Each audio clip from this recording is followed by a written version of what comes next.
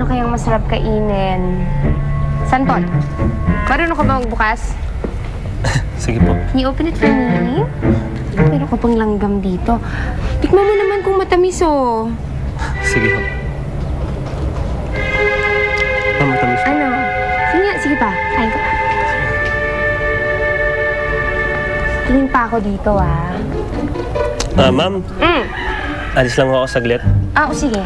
Balik ka. Opo.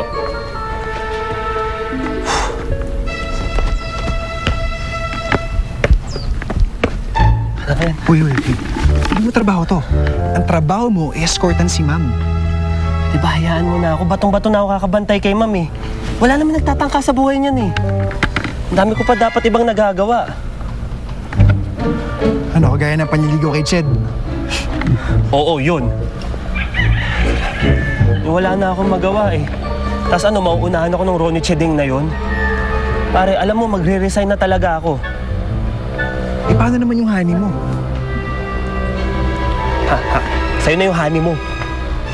Ha? Hala, baka natutulungan. Mig! Na. Come here! Alika, sama mo naman ako dito. Uy, yung honey mo, Pwede bang iwan mo muna siya? Migs, alika. Sige po ma'am, saglit na lang po. Okay. Punta mo na. Pare, alam mo, huli na talaga to. Hindi ko na kaya. Magre-resign na ako. Siguro naman maintindihan ako ni boss, di ba? Ay, naku, wag muna ngayon. Alam mo na may problema yung tao eh. Tsaka na lang pagkatapos ng resulta. Sa ngayon, enjoy mo muna yan. Gusto mo, sa'yo na. Ikaw na mag-enjoy. Mig! Alis na. Ma'am! Halika na!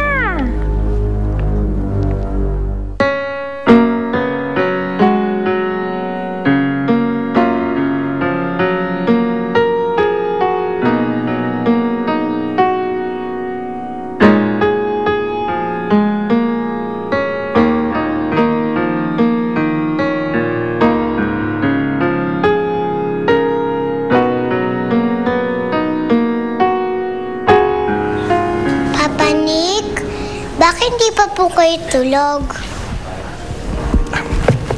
Liga dito.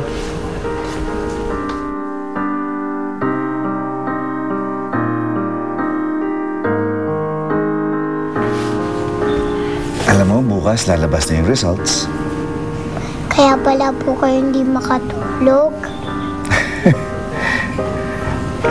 Hindi naman sa ganun. Hindi naman ako natatakot sa results eh.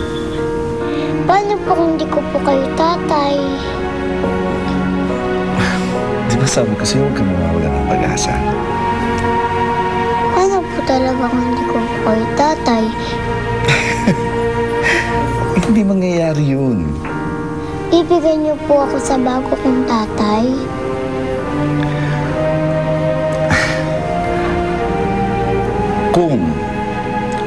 Kung siya nga ang tunay mong tatay, wala akong magagawa kundi ibigay ka sa kanya dahil di naman tama na ipagkait kita sa kanya.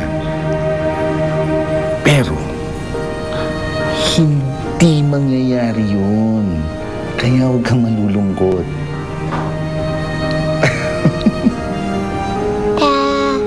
Sana come out tomorrow. Bet your bottom dollar that tomorrow There'll be sun. Tama yun, anak. Tama yun. Bukas, sisikat ang araw sa atin.